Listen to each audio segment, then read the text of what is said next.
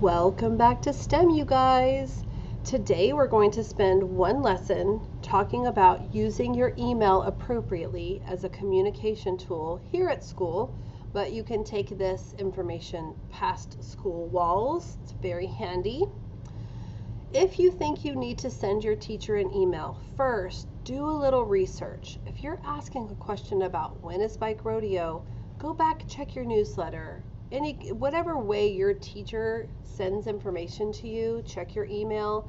Make sure you don't have it already. Teachers get a little frustrated sometimes. I'm not speaking from experience or anything. But let's just say you do indeed need to send your teacher an email. Be respectful.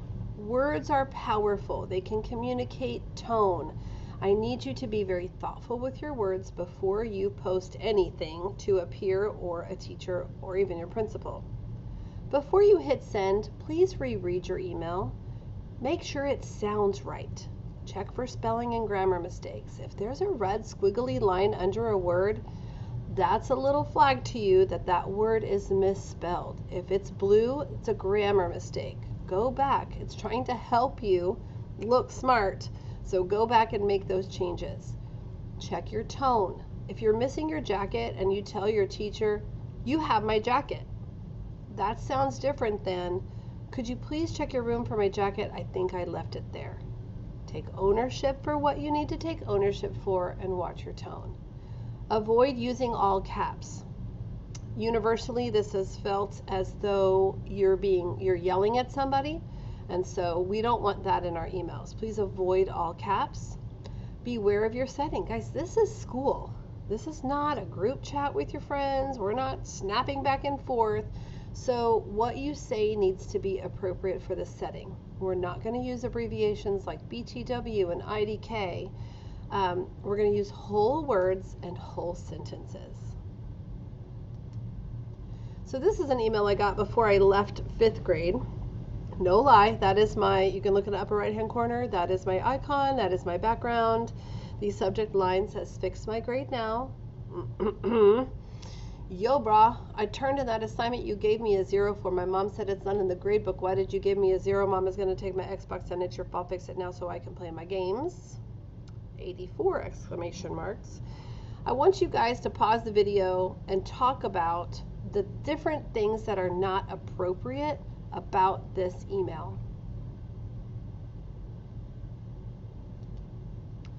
All right, we're going to take a look at how to actually work your Gmail. So I'm going to leave this and head over to my email. When I'm ready to write, we're going to use a word that is a synonym of write, and that is compose. You guys write a composition. We're going to compose an email, and it's going to pop up in a window. Your person that you're sending an email to goes up here. And for Northside, it's really helpful that it's just the person's first name, dot, last name, and a lot of times it's going to pop up right here. But all of our emails end with @nisd.net. You probably noticed that your emails end with @students.nisd.net. Your subject line is short and sweet. Let's talk about that jacket incident. Let's just put jacket. I don't want to put the whole thing in there. "I think I lost my jacket. Could you please look for it? I think it was after STEM." No, lots wrong with that. Let's keep the subject line just 1 or 2 words so that the person who's getting that email knows exactly what to expect. And then in the body of the email, in this part, we're going to actually write our sentences. "Dear Ms. Connor, I think I may have left my jacket in your room. Could you please check for me?" Here, I'm going to make some things spelled wrong. Check for me. Okay. There's my little red squiggly line that tells me that is misspelled. If I right click on it, it's going to give me a suggestion. Oh, how handy. Could you please check for me? Then we're going to click send. But before I do that, I want to show you some options that you have. I can select my text and change my font. There's several different, not a ton, but several different fonts. I can make that font bigger by going large. I could also go huge, but I think that's usually not appropriate. I can bold it. I can italicize it, underline specific words. Interestingly, I can also change the text color. Let's change it to blue. Isn't that lovely? If I need to highlight something specific, I can change the background color there. Looks like I've highlighted it. I can attach things. I can insert a link if I'm wanting to send my teacher maybe a Google Doc that I've been working on. I can attach files here, PDFs. I can insert some emojis. Here's some cute emojis. Yay, rocket ship. Super cute. Emojis should not be more than 2 or 3, guys. We're not spamming our teachers. They work really hard. They do not need to be muddling through 85 emojis. Thank you very much. Lots of different things that you can do, tools down here to make your email a little bit different if you want to. You certainly don't have to. So when you're ready, you're going to click send, and off it goes into the internet fun zone, right? All right, specific expectations. Communicating through email is really different from face-to-face. You're not getting you're not hearing their tone of voice, you're not seeing their facial expressions. And so you need to be kind of careful. We talked about that subject line needing to be short, jacket, just 1 or 2 words. Your message is very different from texting a friend, you guys. That student never should have said, yo, bruh, to me. I'm not his bruh. I'm Miss Connor. And so make sure you're starting with a greeting. Keep it polite and to the point. Your teacher does not need a novel from you unless it's a composition that you're writing in class. It's very smart to add a thank you and your name, even though it's going to be in your email address, but some people's email addresses are a little bit wonky and don't have their name. When you get to middle school and high school, it's really smart for you to add what period you're in. So Emerson Connor is period 2, so that your teacher can look back at what has been turned in. And then reread that email. Please reread it for spelling, grammar, and tone. Make sure it sounds good.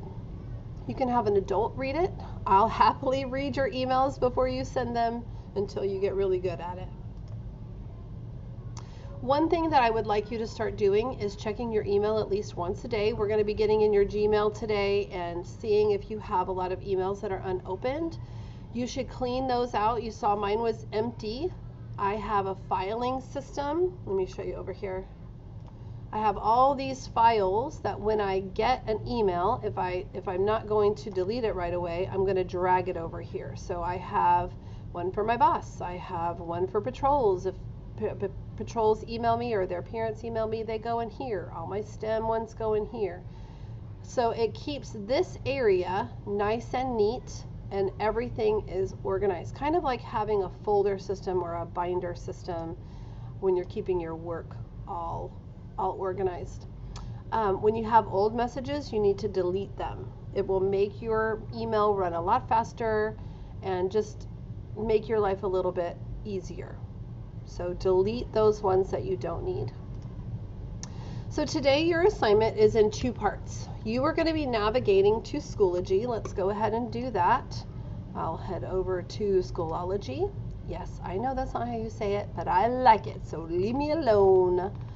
We are going to, I think we're going to go to Miss Martinez's class, and everybody will have this red folder labeled Email Etiquette, and it says complete the quiz first. Inside Email Etiquette, you will have 2 tasks.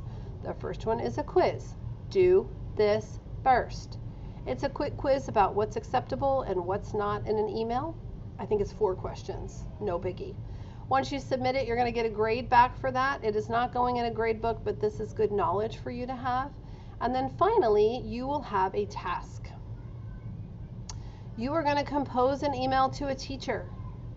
Add that short subject line. Maybe it's your teacher from last year. Maybe it's your teacher from this year, and you want them to know something. In the body, write your 3 to 4 sentences to that teacher. Try a new font or a color, maybe an emoji. Don't go crazy. It says decide which one to keep, so you're going to make sure they can read it. If you do yellow font, that's not going to work for your teacher. Just a heads up. When you're done, you're going to click send. Now, your teacher is going to definitely get back to me and tell me what they got. That's what they do. They're like, I loved getting that email from so-and-so. So cute. So please know that word is going to get back. Make sure that you had integrity and that you are completing the assignment the way that it is meant to be completed, like precious little coyotes that you are. And then we will be doing something different next time. Now get to work. See you next time.